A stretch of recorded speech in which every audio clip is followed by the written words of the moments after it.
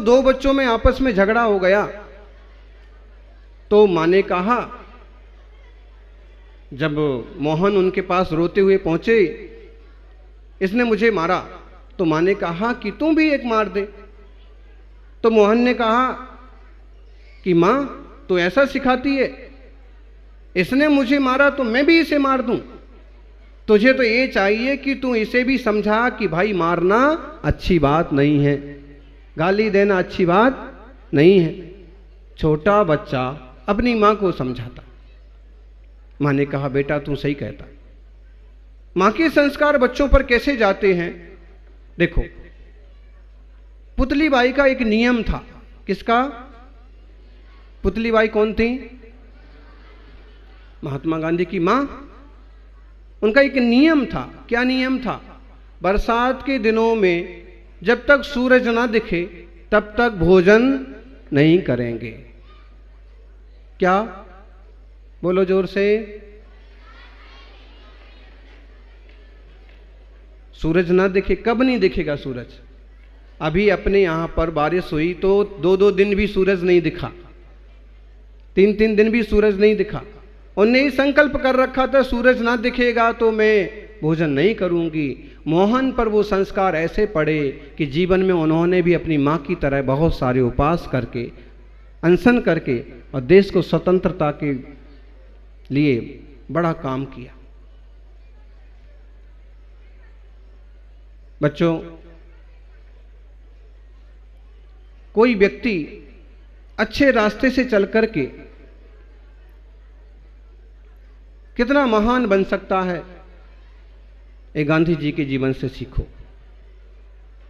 सच में दे दी हमें आजादी बिना खड्ग बिना ढाल, साबरमती के संत तूने। साबरमती का संत मतलब क्या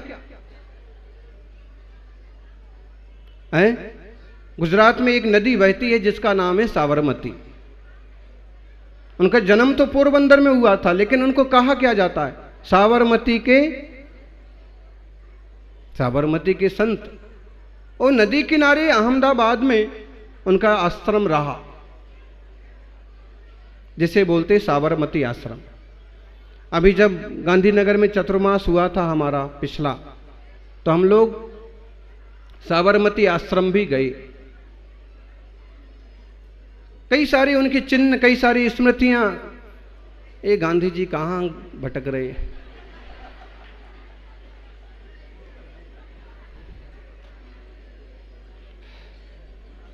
भाई बच्चे तो बच्चे होते। देखो आप हैं, बंदर को तुम कितने अच्छे कपड़ा पहना दो, राजा की भी पहना दो, तो बंदर तो और फिर भी इतनी शांति से बैठे हैं। ये बहुत ही महत्वपूर्ण बात है। साबरमती आश्रम हम गए। कई सारे उनके जीने के तरीके, कार्य करने की शैली, किस सन में उन्होंने क्या किया, वो सारे पोस्टर्स हमको दिखाए गए। वहाँ के जो मुख्य प्रबंधक थे पंड्या जी, उन्होंने फिर आग्रह भी किया कि आप यहाँ पधारे हैं तो आपका प्रवचन भी हो। पहले हमें ऐसे बताया गया था कि वहाँ कोई सभा नहीं होती है, वहाँ कोई प्रवचन नहीं होता। और जब आग्रह किया तो गांधी जी की जो कुटिया थी, गांधी जी का जो भवन था, आज भी उसी हालत में है। उसके सामने एक पेड़ था, उसी पेड़ के नीचे बैठ करके हमारा आधे घंटे का प्रवचन साबरमती आश्रम में हुआ था।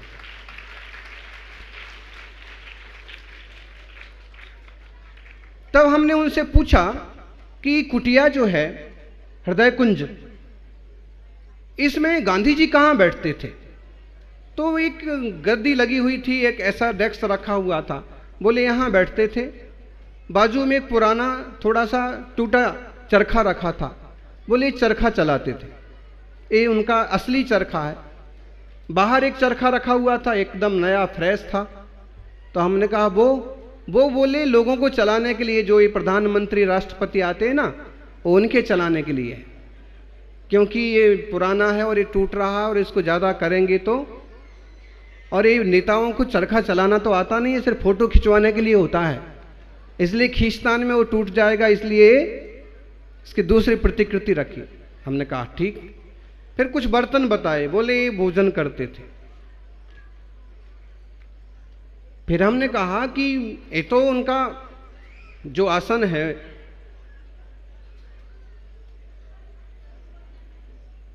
ये उतना पुराना है क्या? बोले पुराना नहीं है, इसको चेंज करते रहे। यहां वो बैठते थे, यहां बाजू में महादेव भाई बैठते थे, उनके बहुत प्रिय सहयोगी। ये उनका ऑफिस है। फिर मैंने कहा कि ऑफिस के अलावा फिर कहां बैठते थे? तो बाहर जाकर के बोले ये पुतलाबाई की दूसरी कोठी, ए महादेव भाई का, ए सामने काका कालेलकर का, ए दूसरी, और इस टाइप की दो चार कुटियां बताई। हमने कहा गांधी जी कहाँ रुकते थे? वो तो हो गया बैठने का ऑफिस हो गया। बोले कि बाहर वाला चबूतरा, बोले वो अक्सर कर यहां लेटते थे, यहां विश्राम करते थे। हमने कहा उनका रूम? तो पंड्या जी ने बताया, बोले उनका निजी कोई रूम नहीं था।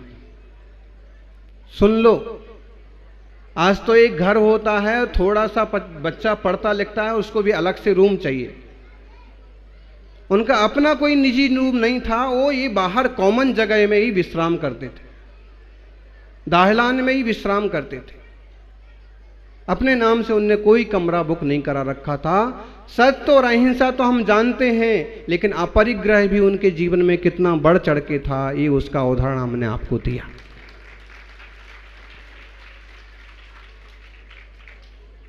दो बहनें कार्यकर्ता चरखा लेकर के तैयार थीं। उनने बहुत अतिथि देखे थे जो सूट वूट में आते थे, हैं? बराक भी आए, बराक ओबामा भी पहुंचे, जिनपिंग भी पहुंचे, राष्ट्र देश विदेश के जितने सारे बड़े बड़े नेता सब पहुंचते थे। लेकिन हमारे जैसे साधुओं को देख करके वो भी चकित रह गए, खुश हुए। हमको भी कहा महाराज जी थोड़ा सा चरखे। हमने कहा चरखे का और हमारा तो कोई काम नहीं रहा। देखो गांधी जी के पास तो एक लंगोट भी थी, हमारे पास तो लंगोट भी नहीं। फिर हमने उनको सुनाया कि गांधी जी देश की आज़ादी के लिए काम करते थे, इसलिए इतना सब कुछ होने के बाद भी एक लंगोट एक चादर रखते थे। गोलमेज अधिवेशन में जब गांधी जी गए, अंग्रेजों के जमाने में अधिवेशन में जब वो अंग्रेजों के ऑफिस गए जैसे, तो किसी अंग्रेज ने उनको टोका, उनको कहा नंगा फकीर। नंगा फकीर इस हालत में हमारी परिषद में शामिल नहीं हो सकता। तब उनने उनके सहयोगी ने कहा कि यदि बातचीत करना है तो हम अपना कोई रूप नहीं बदल सकते, हमारी जो मान्यता है हम उसे नहीं छोड़ सकते। और तुमने जो नंगा फकीर कहा है तो मैं नंगा फकीर नहीं हूं, लेकिन मेरी दिली इच्छा है कि जैसे दिगंबर मुनि होते हैं ऐसा कभी नंगा फकीर सचमुच में बन के देखो।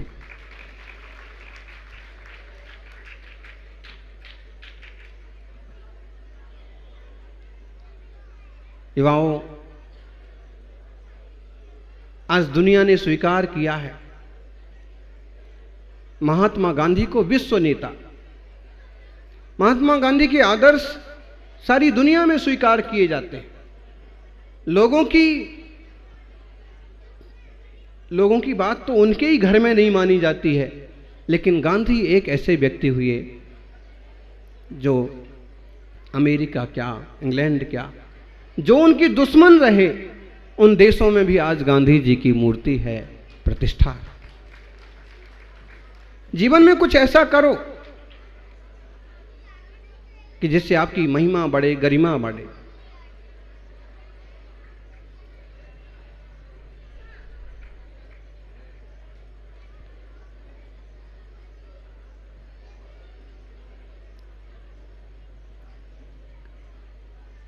बैरिस्टर बनने के बाद गांधी जी ने वहां के भारतीयों के लिए काम किया।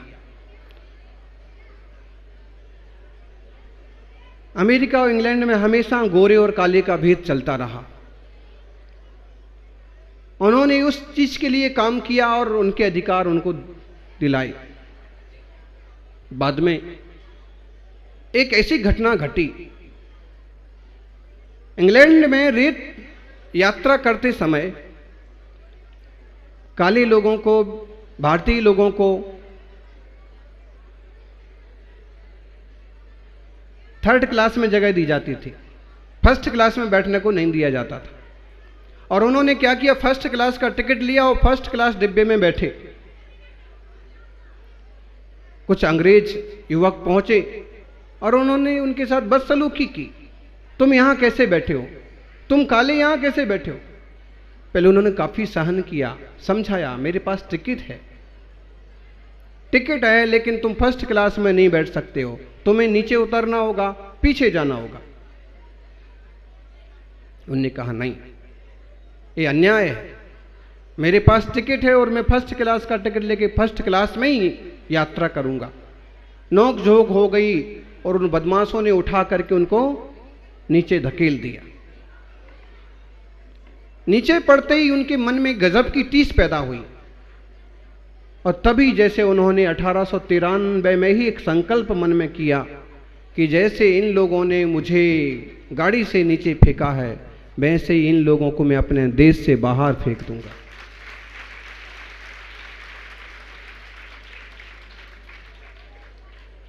लाइफ में एक टर्निंग पॉइंट आता है, जीवन में कभी ना कभी कोई ऐसा कारण बनता है कि कोई व्यक्ति बहुत आगे बढ़ता है और मुकाबले की तैयारी करता है। गांधी जी ने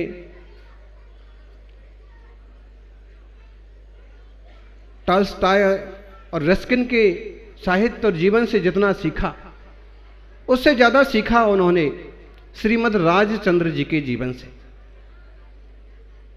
गुजरात के एक ऐसे साधक हुए श्रीमद् राजचंद्र, जिनका जन्म वैष्णव परिवार में हुआ, लेकिन जिनकी सारी साधना जैन पद्धति के अनुसार रही। गांधी जी राजचंद्र जी को अपना धर्म गुरु मानते थे। जब उन्हें शंका हुई कि हमारा हिंदू धर्म, भारतीय धर्म सही है, जैन धर्म सही है कि ईसाई धर्म सही है, तब उन्होंने उनसे चर्चा की। श्रीमद जी बताइए, आज सारी दुनिया में ईसाइयत फैली हुई है, वो सही है कि भारतीय संस्कृति सही है? तब लगभग 50 प्रश्न उत्तर के माध्यम से दोनों की चर्चा हुई और उनके मन में निश्चय हुआ कि सचमुच भारतीय संस्कृति ही सर्वश्रेष्ठ है। पुनर्जन्म की जो मान्यता है वो सही है, भगवान की जो मान्यता है वो सही है, अहिंसा की, सत्य की मान्यता है वो सही है, और वो अपने धर्म पर, संस्कृति पर दृढ़ हुए। सच में अद्भुत व्यक्ति थे गांधी। गुलामी के अंधेरे में भी जलती रही जिनकी मशाल, ऐसे गांधी जी थे बेमिसाल।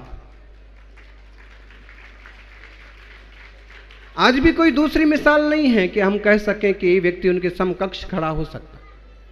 गजब की बात है, कोई व्यक्ति देश की स्वतंत्रता के लिए नेतृत्व करे, मुखिया रहे, और जब देश की गद्दी की बात आई, देश का प्रधानमंत्री, राष्ट्रपति की बात बनने की बात आई, तो उन्होंने मना कर दिया, मुझे कोई कुर्सी नहीं चाहिए। सच्चा कार्यकर्ता और सच्चा मानव इसे कहते। मुझे राष्ट्रपति भी नहीं बनना है और प्रधानमंत्री भी नहीं बनना। और जब कोई व्यक्ति किसी तरह की कांक्षा नहीं रखता है, तो वह जो नहीं चाहता उससे भी बढ़ के उसे मिलता है। आज पूरा देश उन्हें राष्ट्रपिता के रूप में स्वीकार करता, फादर ऑफ नेशन।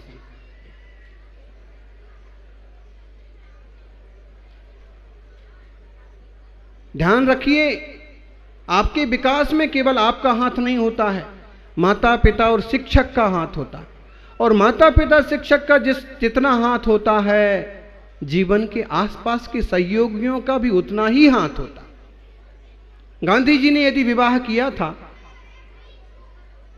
तो पुतली बाई का भी उनका विकास में कम योगदान नहीं रहा।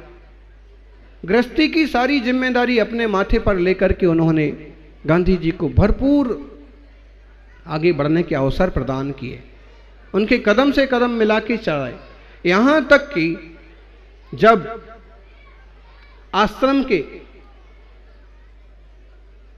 आश्रम के शौचालयों को साफ करने की बात आई तो दोनों में थोड़ा सा विवाद हो गया।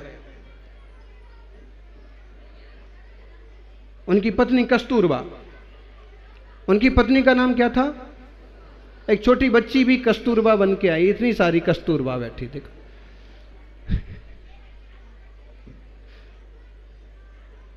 अभी गांधी जी देखो क्या कर रहे हैं, अपना डंडा चला रहे हैं, क्या करेंगे अभी? कस्तूरबा ने कहा कि एक काम भी हमको करना पड़ेगा, शौच साफ करने के लिए तो कम से कम तीसरे ग्रेड का कर्मचारी रख लो।